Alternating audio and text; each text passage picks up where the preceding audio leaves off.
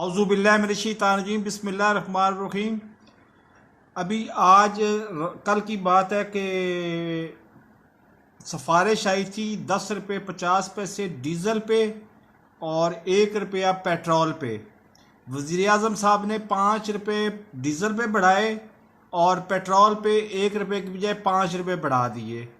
تو ابھی اس کا میڈیا میں کہیں ذکر ہی نہیں ہو رہا کہ 10 روپے پہ جس پہ سفارش آئی تھی اس کو 5 روپے پہ کیا گیا، اور 1 روپے والے پہ 5 روپے مطلب 3 روپے کچھ پیسے اس پہ لیویز ٹیکس کا اضافہ کیا گیا ہے۔